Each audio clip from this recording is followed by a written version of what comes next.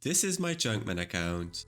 With a mere chunk in his possession and a dream in his heart, he began his quest to conquer the vast expanse of old-school RuneScape's landmass. He started his journey from humble beginnings in Lumbridge, but with an arsenal of custom tasks, he has faced and overcome countless challenges. His journey has taken him through the trials of total level grinding, epic quests, mysterious clues, and perilous encounters with fearsome bosses, all in order to unlock new chunks of land. Now halfway through the journey, the road ahead may be paved with even greater challenges, but with each obstacle overcome, he moves closer to his goal. So welcome to the second half of Chunkman DDK. Last episode we unlocked 3 chunks by completing 3 tasks. The first 2 were unlocked by completing the Observatory quest and the Grand Tree quest, and the other one by completing another 25 medium clue scrolls, which means we are now at 175 medium caskets opened in total. Our map grew with the Observatory chunk, the Gnome Ball Field chunk, and the southeastern part of the ruins of Uleg. With the last chunk unlocked, it's time to complete the precursor quest to be able to get to our first raid. Before we can do anything of raiding, we of course need to do the quest.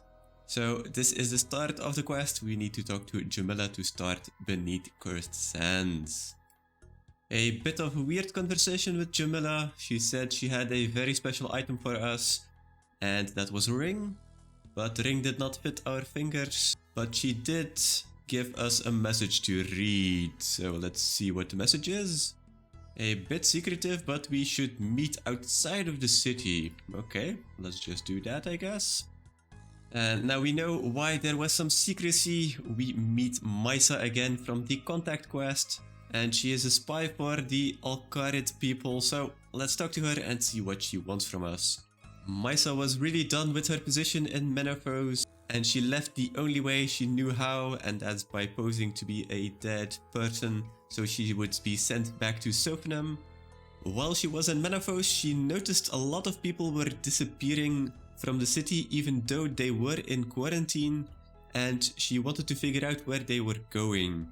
Apparently they were going to the Necropolis a little bit further on in the desert, and she found the whole thing a little bit strange, and now she wants us to go together with her to investigate further.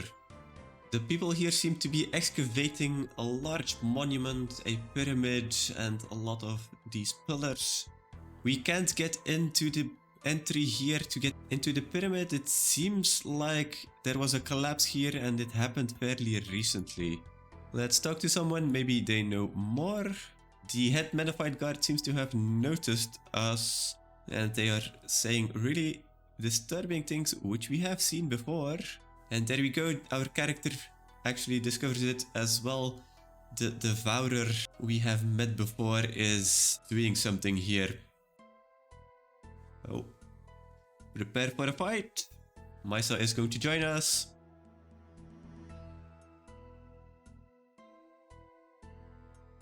A bit of a slow fight, but we did not get hit, so that's a very good thing. There we go, there goes the guard. With defeating the head Menophyte guard, he gave us some crucial information, telling that a mascot, or the Devourer as she is called, went into the tomb with some Scabberites we have already seen in the previous quest. The entrance collapsed shortly after they went in, and the last piece of information the head Menophyte guard gave is that they actually came from the northeast of this place.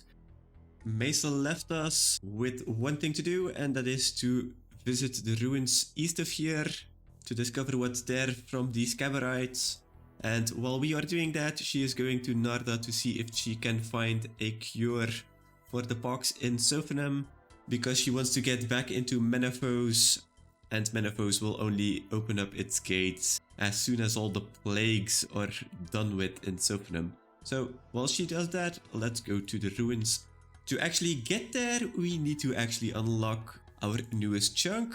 So here we go, unlock. And a little bit further on we can find a furnace, a well and an anvil. Apparently it's a very old furnace. Might as well try to relight it, I guess. Okay, that seems to have worked. Next is the well. We find the stone tablet. It seems to be a very ancient message from when the Zamrakians attacked the city of Ulek, which is here, I guess. And they hit some precious artifacts to the south near a pillar. Here we have the ritual pillars, so seems to be easy enough to just dig here and get the artifacts. Ooh, 7-digit lock. If we read the stone tablet again, it says your name hides the code to unlock it. The name is Akhem. So if we convert all of those letters to the position it is in the alphabet, we get 1, 11, 8, 5 and 13. There we go. Some scarab molds. A bit further on we can find there is an entry here and a pillar with the same shape as this scarab mold. So let's use an iron bar to actually make one. And there we go. That fits nicely. And if we rotate a bit to the entrance, that should open everything. Yes, there we go. One entrance opened. Let's see what's in the dungeon. Okay, 2 scarab mages. I kind of forgot to take my weapon with me, so we might have to bank first. I'm back with a lot of good gear now. Let's try this again. That's 1 down. And that's 2 down. We have a door here, which leads to another door, but it's locked, so we only have the stairs left. So let's investigate those. And now the fun part, I guess. This is riddled with traps, so we'll have to be a bit careful here.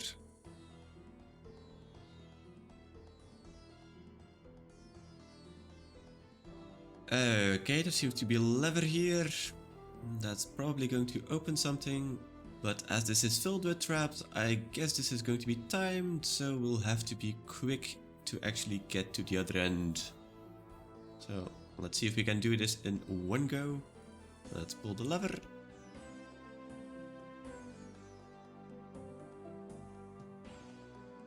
Okay, another lever. Did we get there? Ticking stops and you hear a loud click, so I guess that's good. Oh, the trap's actually stopped, so I guess that's really good. It seems we can now open this door here. Great. On to a next room, and it seems like this will be another puzzle. Let's read the plaques here. The one plaque says where all the people were coming from in a riddle form, and the other is just giving us the emblems. We're just going to solve it with the quest helper. That's just going to be easiest. And there we go. That should be good. Yes, let's open the door. And then we see a spirit. Let's talk to it. The spirit is actually talking into our head directly. Fun. The spirit we are talking to is Mehar, and this is his final resting place. And he was a leader of the Scabarites.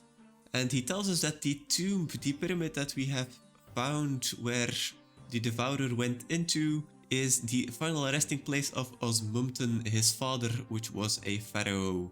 In that tomb there is a lot of luxury items and all of those kinds of things. But what the Devourer is probably looking for is 2 weapons that were buried next to the pharaoh. One of those weapons is what the mascot is actually looking for, and it is to take the souls of true gods and actually take it for herself, so she can become a god instead. So that's why we will have to stop her, but Mehar pleads to us that we first of all save the Scabarites from the control of the Devourer. The High Priest is being controlled by the Devourer, and we need to break that connection somehow. We could just battle it out, like we did with the Menophyte Guard, but Mehar said there is an incantation, Majan Manant Al-Muk, and that should snap the High Priest out of his hypnotization. And then the last thing he mentions is that we can get a key from the urn here to get up to the higher part of the dungeon, where we will find the High Priest. Let's already open the door, but we will have to go restock, as there will be a fight here. Okay, there is the High Priest of Cabarrus, but there's a champion ready to kill us. Let's try to get rid of the hypnotization first. Okay, we don't even have the time to use the spell, so there we have a fight, and I will quick escape here. Let's leave for now and come back with better gear. Alright, we brought our best range gear. I kind of forgot prayer potions, so let's hope we kill it fast enough that we don't need it. And then let's range pot. Let's super anti-pot as well. Pray magic and get in.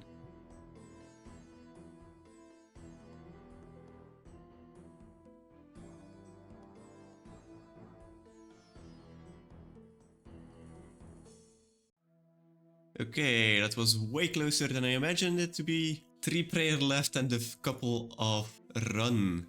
But we did it. The champion is dead, so now we can talk to the High Priest, get rid of his hypnosis without any interruption.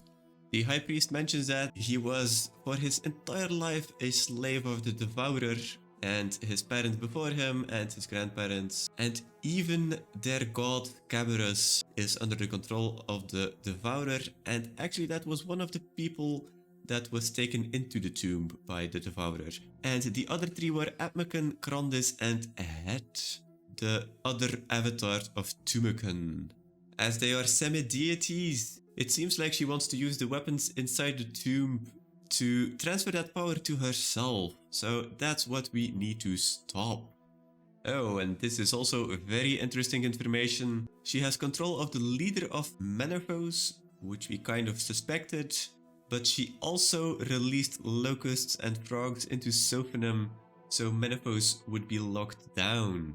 So we now know where the plagues came from. Now with all that information, let's go back to Maisa in Narda, as she will want to hear all of this, and then let's devise a plan on what to do next. Zahur has found the reason of the pox. It's actually a cadaver bark, so not the berries but the bark of the bush that is causing the pox.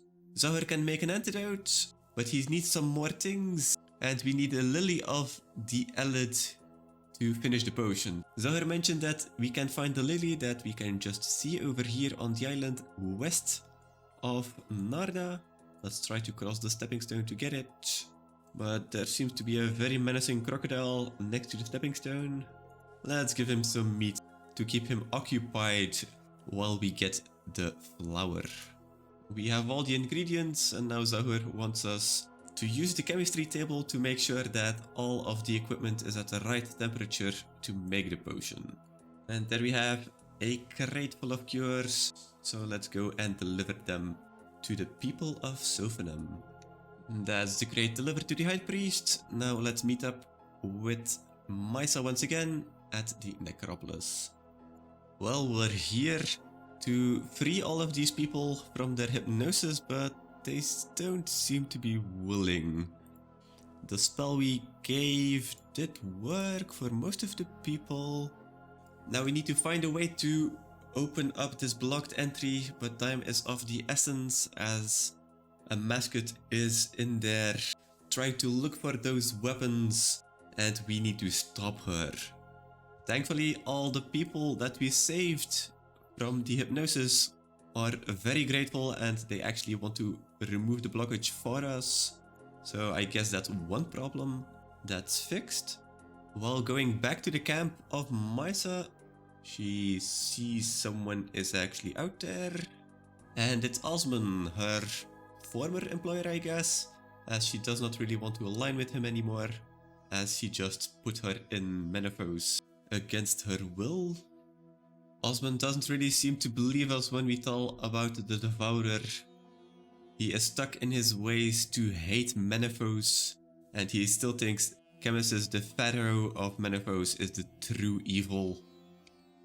But the ground seems to shake, some firebolts here, and Osman is gone, scared for his life. And then we have a Menaphite Ark, and he seems to be still under the influence of a mascot, and he seems to be very keen on killing us. So guess we will have to fight again.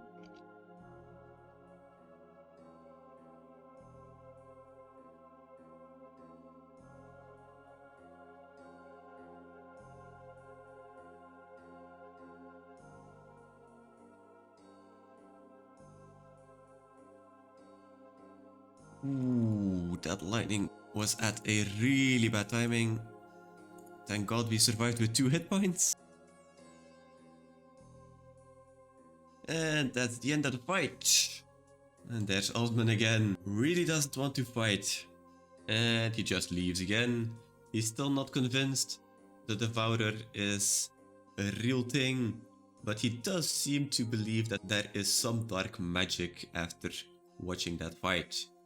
Now, there should have been enough time that the box should have been cleared, so let's see if the quarantine has been lifted. The box seemed to have been cleared out, and they sent word to Menaphos, and they are willing to meet them at the bridge between both cities. While talking to Mysa, while we are waiting for the Menaphites to actually come to the bridge, she gives us a spear with a carrot on the end. And apparently it's from Osman as a thank you. That's kind of weird, a bit out of character. And the priest has given us a gift of an enchanted circlet.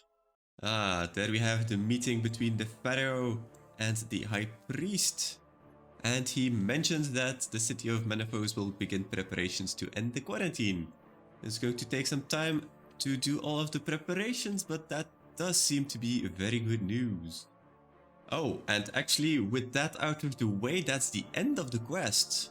Mysa left with a message that she was going to look if the blocked entrance was actually already cleared up, but this is the end of the quest, so we get 2 quest points, the access to the tomb of a mascot, 50k agility XP, which is actually very nice, a Keres Partisan, which will be our best weapon to kill the scarab in Tombs of a Mascot, and a circlet of water, which will be very useful if we need some more buckets of sand, or if we just want to stroll around in the desert.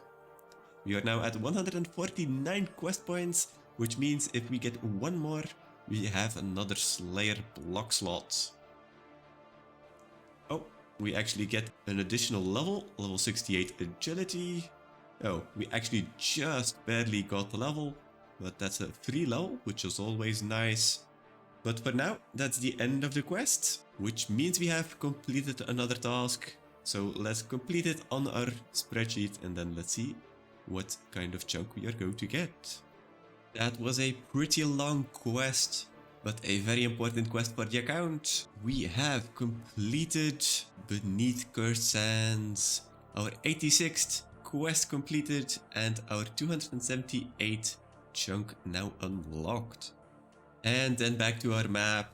The last chunk we unlocked was the last part of the Ruins of Ulek, which was just the jackpot chunk. So we have a lot of things to do with the Tombs of a Mascot. I would not mind rolling a dud right now. So let's see what the chunk picker will give us. Let's pick a chunk. Okay, we actually get a good one. We actually get a very good one. The last piece of the Lava Dragon Owl is now unlocked. And with that, over here somewhere, we have the Lair of Vetian. So that's another boss we will be able to kill. So that might actually be a very good thing to unlock another chunk by just going to do 1 KC of Vetian.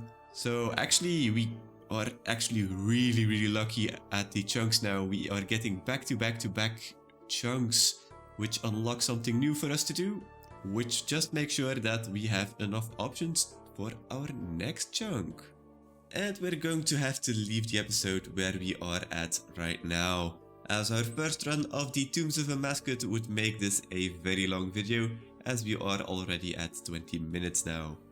To compensate, next episode will already be next week, so you won't have to wait too long to see if it's actually possible to complete a run with our limited gear. So see you all next week for that, and for the rest, have a great day.